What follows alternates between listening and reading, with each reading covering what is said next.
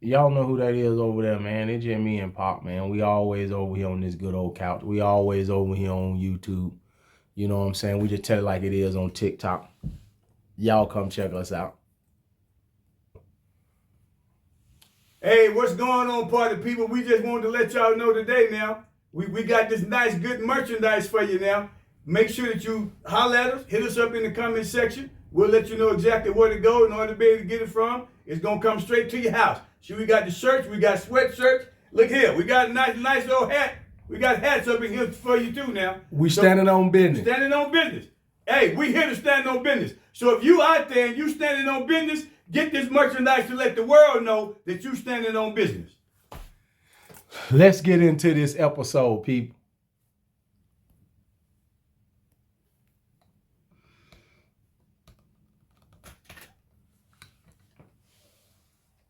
On my mama, on my hood, I look fly. Oh Lord, I look good.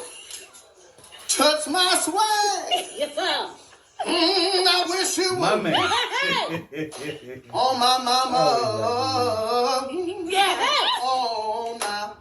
Yeah. According to this lawsuit, Joy started her career smashing this dude before she worked on Undisputed.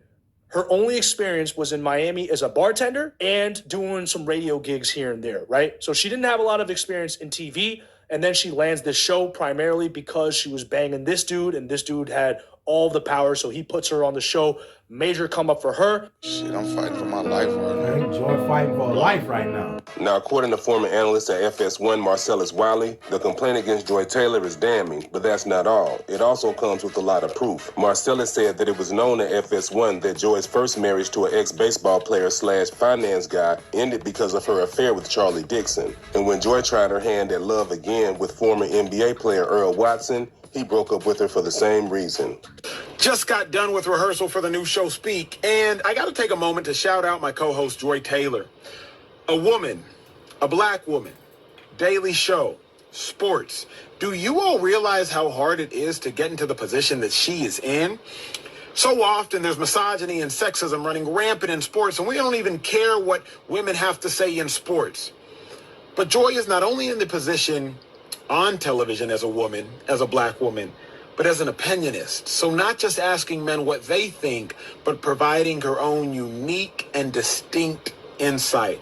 It's hard to do, and Joy, you have done it. So congratulations. Looking forward to working with you, and hope y'all tune in 4:30 to 6 Eastern every day starting next week. Now I waited to get there to chime in and just say this little part, right? So when you go through the lawsuit, now you found out why he made that video. He since deleted that video and took it off of Instagram. That video in particular is no longer up. Okay. He took it down the moment the lawsuit dropped. Right. So as he's sitting there trying to say that she actually worked for it, truth of the matter is she slept with him for it. And you know, when you go through the lawsuit, they say that when the Charlie Dixon, when the white cat found out that she was sleeping with Emmanuel Acho, because he had a show, he got a show called Speak for Yourself. She's the girl on the show. Mm-hmm. Right? Now, she told the hairdresser, the girl that was doing her hair, that if Mr. Dixon tried to fire her because she slept with Acho to get that spot on the show, she was going to say that my man took it. That my man forced himself upon her. That's also in the lawsuit. She gonna threaten to hit Mr. Dixon with allegations of SA, and as we must say, allegedly. But that's what I think this cold. And then you taking the video down only makes me believe that y'all really slept together. Because if she really got it off the strength of her muscle and her hard work, you wouldn't have took the video down, Emmanuel Acho. You took the video down because it's clear that some of what this lady must be saying in this paperwork must be true. Because she said the Dixon cat didn't like that he found out you was knocking her down too. So don't tell me she worked for these spots. No, she didn't. She was she was like a club host and a little radio chick. She wasn't doing nothing else popping in her life, even though her brother was a Hall of Famer.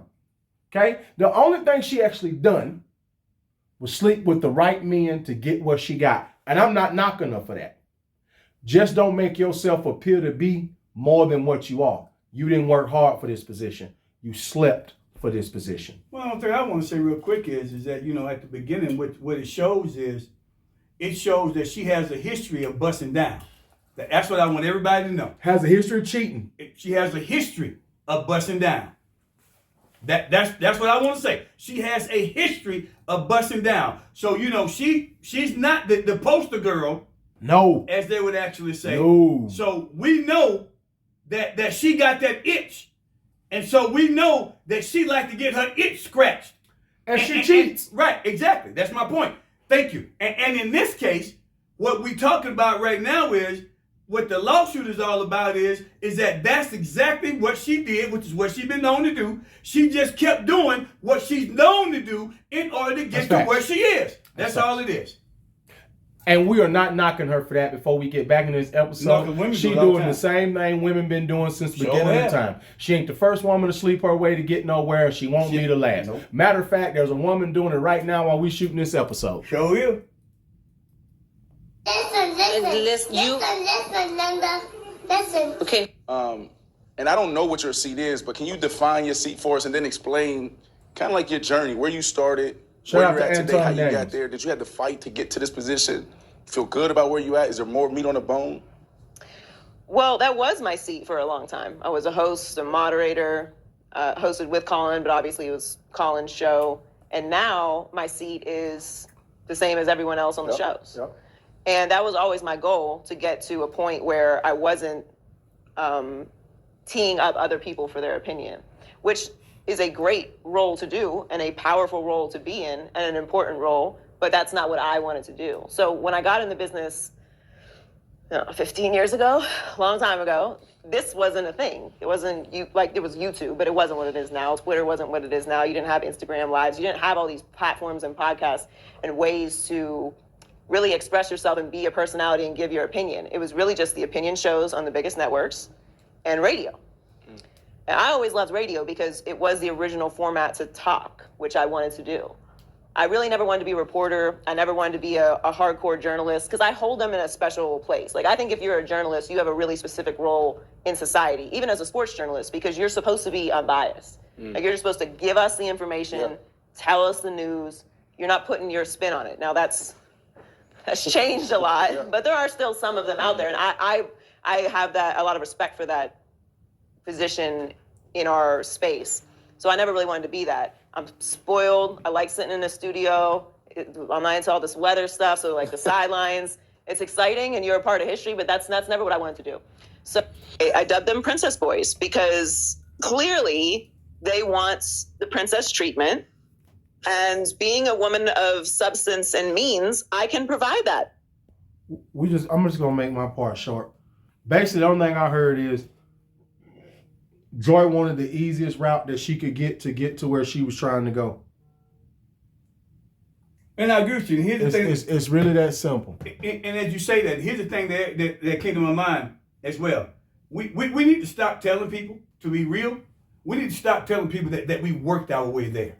Now, I'm being real when I say that. We need to stop telling people that we worked our way there. No, you did not. I'm going to tell you how you got there. Your last name, Taylor. I'm going to tell you how you got there. That's facts. Your last name, Taylor, and you busting down is how you got there. You didn't actually work your way there. As you and I talk about it all the time. I'm tired and I don't want to hear y'all talking about that you got it out the mud, because you really didn't get it out the mud.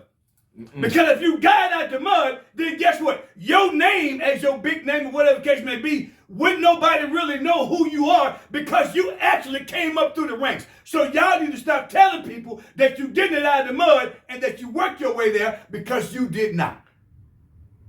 All I'm going to add to that is this. I always wonder sometimes, like, don't people wonder like how people like her just came out of the blue? Like, one day she wasn't on TV and the next day she next. So like you said, you didn't work your way through the ranks. No. You ran into Charlie Dixon. Yeah, you did. You slept with him. Yeah, you did. And he put you on the Skip Bayless and the Shannon Sharp show, which was Undisputed. That's right. Because, she left from Undisputed, went to the show with Colin Cowherd. Yeah. Now she on the show Speak For Herself. Yeah. Well, the only reason you got those two positions was, like you said, A, your last name and what your brother had done. That's right. On the football field. And then B, what you done with in the bedroom. In the bedroom. That's it. Don't act like you did no groundwork like everybody else. You wasn't at this newspaper and worked your way up or this magazine. You didn't do none of that. No. You didn't do none of that.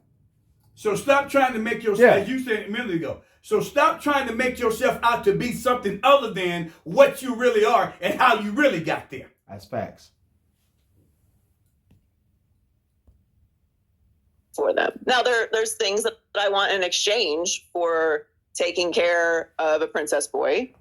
And if that is what men are interested in behaving like, I feel like I can do that. I can be that person for you. I can give you an experience you've never had. Can we just keep it a buck? If they're fine enough, if they're funny enough, or if their financial status is what you want. Fine, funny, fucking money. You're throwing all boundaries, standards, all that shit you talked on Instagram about how you would never, and this woman ain't because women this and men this. You're moving forward with this person. Now, one thing I am gonna say. I don't think she told one lie just then. No, she didn't. She kept it all the way real, right? Kept it totally 100 because that's at the really end. what it boils down to. It is. If she like you, she'll go. If she like your money or whatever it may be, she'll go. If you funny, whatever it may be she like about you, she'll go. And at the end of the day, like I've been seeing a lot of people clowning about what Charlie Dixon looked like. As I end my part of the episode, what Charlie Dixon looked like should tell all men what money will do for you. Absolutely correct. That's exactly what it should tell you. It should tell you exactly what money will do for you. Because we all know in a normal world, she wouldn't look his way. But when you got his kind of money and power and status, she'll bust down. She'll bust it open. That's what every man. So even though people clowning his look, men need to understand that's what money will do for you. Because if he didn't have that money, status, and power, she looked the other way. But because he do, them legs was on like a 7-Eleven in order for her to get on that TV screen. And in order for her to not be the little what you call it before you take over, for her not to be the little sidekick like she was on Undisputed. Yeah. And on the Colin Cowherd show, she said, I'll sleep with Emmanuel Acho if that's going to get me the same thing. That's what she was talking about on that podcast with Brandon Marshall and just then, talking about now I got the same seat. Yeah. She didn't have no problem busting down to get that seat. No. Right? So we can clown both of these dudes. We can. You know, most people think Emmanuel Acho is super corny. But at the end of the day, it shows you what money, power, and status still do in this world. So they can be called corny, they can be called ugly, busted, whatever it may be. That's right. But for the right price and the right bank account, she'll go. She'll overlook all of it. She will. And it's funny. I'm going to make this real short. I like what she said. And it's kind of funny because guess what? You don't even, she let it be known. If I like you, you ain't got to have no money. If you funny, you don't have to have any money. Then if you got money, you know, then that might be the reason. That adds to the equation. But I like how she let it be known from a woman's perspective that stop talking to people about the fact that he's got to have all of these things when she just let it be known, if I like him, everything else go out the door. If he's funny, everything else got the door. If he got some loot, everything else go out the door. That's what I want to make sure that everybody realize and understand. She just broke it down and let you know how women really think and what they'll really do, regardless of what they say. It's me and Pop. We only on this couch, man. We only on YouTube. Y'all come check us out. We just tell it like it is on TikTok. Man, y'all hop in that comment section, man. Let us know about some of this merch, man.